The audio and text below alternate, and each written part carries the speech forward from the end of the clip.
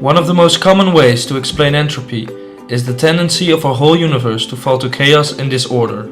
In physics, and more specifically thermodynamics, entropy is the measurement of specific ways in which a thermodynamic system may be arranged. In such a system, a reaction will continue until it has reached certain equilibrium and comes to a halt. In the simplest terms, entropy can be seen in a student room. When you make use of your room, it will gradually turn into a mess. This is something we can all relate to.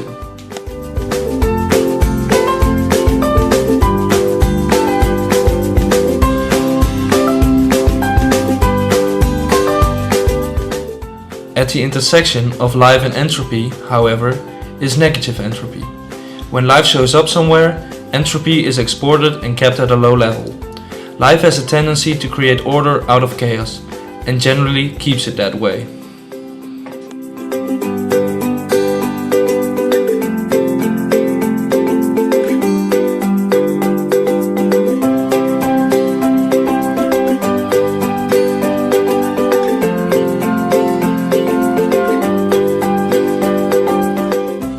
But how did the seemingly contradictory nature of life to create order emerge in a universe where entropy previously ruled? For millennia, mankind saw different ways to explain the origin of life. Religion played a huge part in this, and still does for a large part of our world's inhabitants. But is there any proof for the creation story? Or are there other ways to look into the past? In the past century, scientific research has provided us with huge amounts of knowledge concerning the long history of life. But one thing remains unclear. Where did life come from? And how did it emerge on such a hostile and young planet? In the early 1950s, Miller and Urey conducted experiments to replicate what they believed to be the origin of life. Molecules that were believed to be present in Earth's early atmosphere were put into a closed system and circulated under early Earth's similar conditions. In this experiment, fire is used to replicate the energy of the sun, water stimulates the Earth's primitive oceans, a battery delivers a constant amount of electricity to replace lightning, and the gases used were methane, ammonia and hydrogen.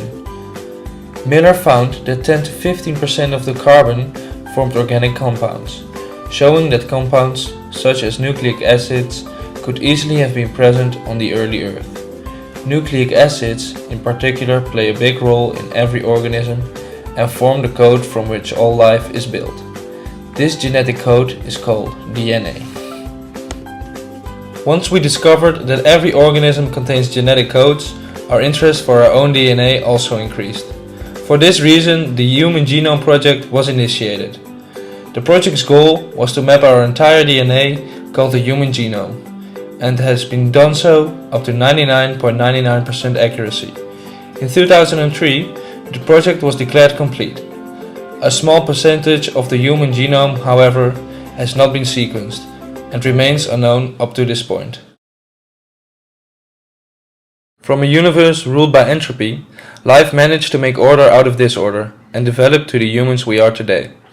Eventually, we have not only come up with plausible theories about our past, but we are also capable of mapping the genetic code of life that resides in every one of us.